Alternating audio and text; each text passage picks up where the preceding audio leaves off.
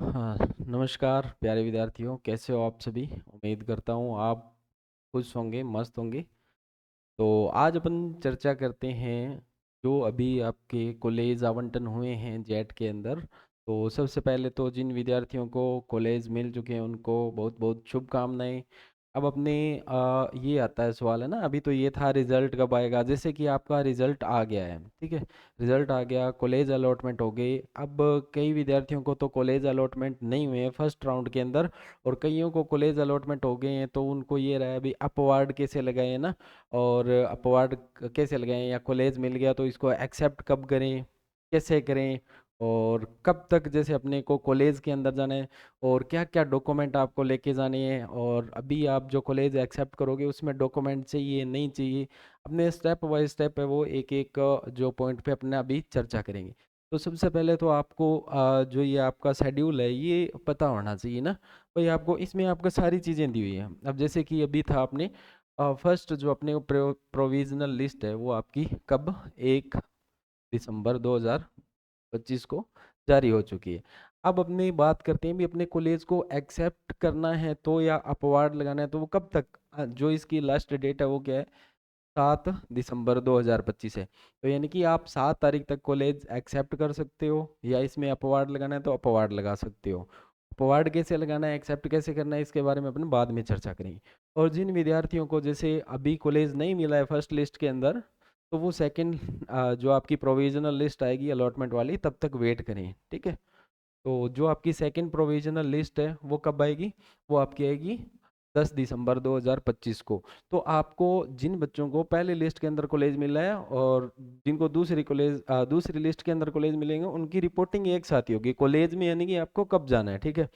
तो फिर देखो, जो 10 तारीख को जिन बच्चों की दूसरी लिस्ट आएगी जिनको कॉलेज मिलेंगे उनको उनके लिए 13 तारीख तक वो है कॉलेज एक्सेप्ट कर सकते हैं, ठीक है। या फिर अपन बात करते हैं रिपोर्टिंग ओरिजिनल डॉक्यूमेंट, ठीक है। जो भी आपके डॉक्यूमेंट है उनके बारे में भी आपको बताएंगे। तो रिपोर्टिंग आपकी 15 और 16 2 दिन आपकी रिपोर्टिंग होगी। इस टाइम में आपको जो अपने डॉक्यूमेंट लेके कॉलेज के अंदर ऑफलाइन आपको जाना पड़ेगा, ठीक है। और फिर ये आगे का रह जाता है जिन विद्यार्थियों को जैसे मतलब कॉलेज के अंदर, कई कॉलेज के अंदर सीटें खाली रहेगी और जिन विद्यार्थियों के नंबर कम थे फर्स्ट लिस्ट के अंदर जिनको कॉलेज नहीं मिला, तो उसके बाद में फिर एक रीकाउंसलिंग यानी आपकी सेकंड सेकंड काउंसलिंग होगी ना।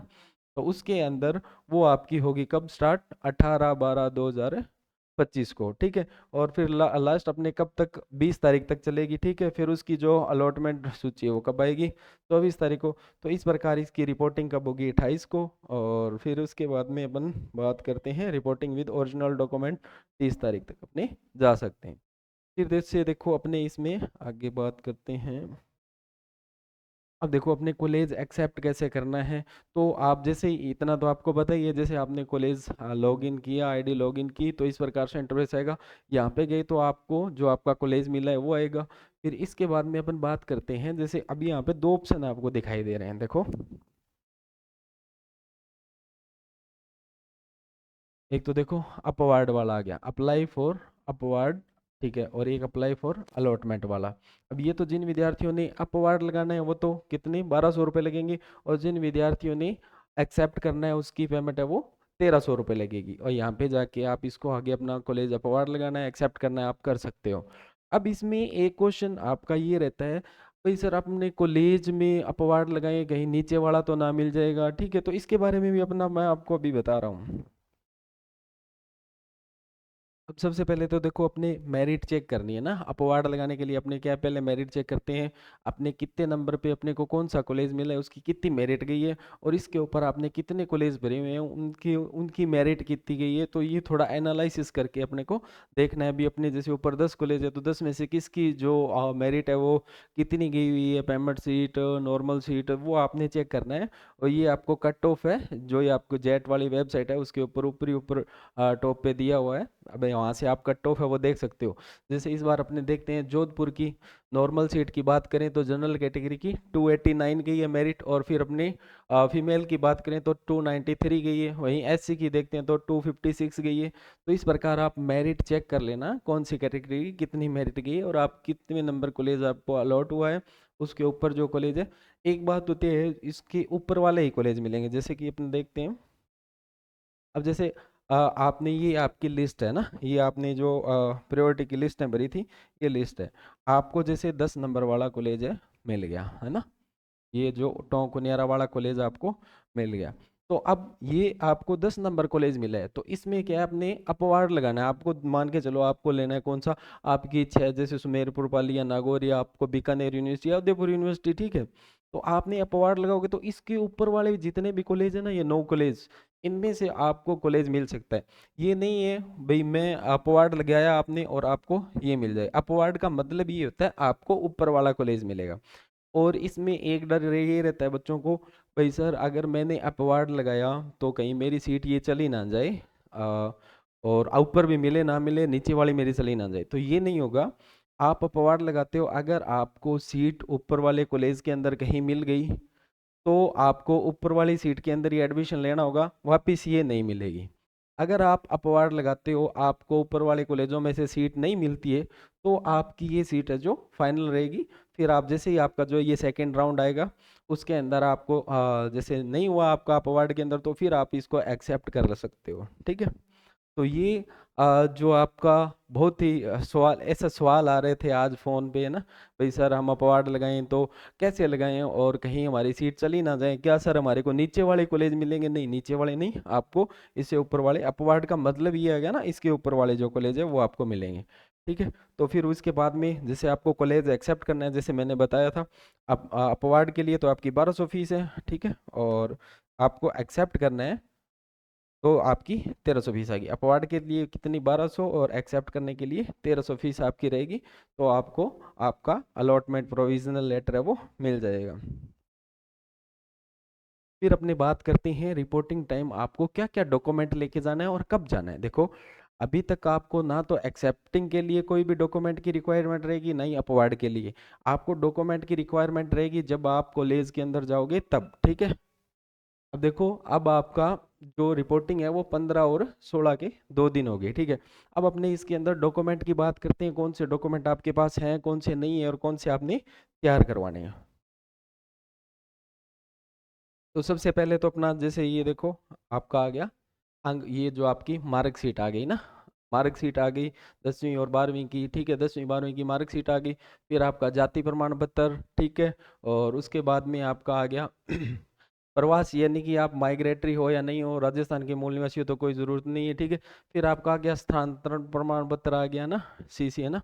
फिर आपकी अगर इनमें से कोई भी, अगर आपने जैसे क्राइटेरिया भरा हुआ है डिफेंस प्रियोरिटी का, या फिर जो भी आपका मतलब फिजिकल डिसेबिलिटी का, तो वो आप लगा सकते हो। फिर अपने बात करते हैं 8 नंबर की। तो 7 नंबर ये अपना आ गया विकलांग वाला आ गया, और ये अपना आ गया डिफेंस प्रियोरिटी वाला आ गया। फिर 8 नंबर पे बात करते हैं गैप सर्टिफिकेट। देखो जिन विद्यार्थियों ने 12th इसी साल की है, ठीक है, उनको तो गैप सर्टिफिकेट की ज़रूरत है नहीं। जिनको जैसे जिन्होंने 2 साल हो गए या 1 साल कंप्लीट हो गया, बारहवीं के, उनको गैप सर्टिफिकेट बनवाना है नोटरी के पास जाकर। भाई आपने इस बीच में जो भी आया, तो आपने अध्ययनरत कहीं थे या कॉलेज में आपने कहीं भी एडमिशन ले लिया था अदर स्ट्रीम में, वो इस पे लिखवाना है। भी अब हम किसी भी संस्था के अंदर अध्ययनरत नहीं है, जो सत्यता है वो बतानी है ना, भाई हमने इस साल के अंदर क्या किया और अब हमारे को ये कॉलेज मिल गया और हम इस कॉलेज में ही एडमिशन लेना चाहते हैं। इस प्रकार से आप नोटरी के पास जाओगे, वो आपको बना के दे देंगे, ठीक है।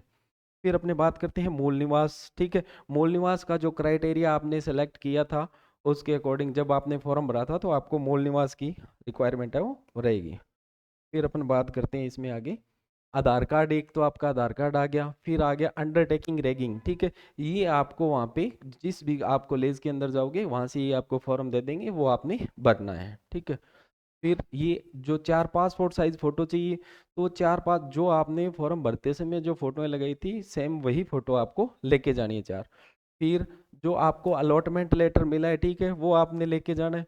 फिर आपने जो जेट का आवेदन भरा था, ठीक है, एप्लीकेशन फॉर्म, वो आपको लेके जाना है, ठीक है।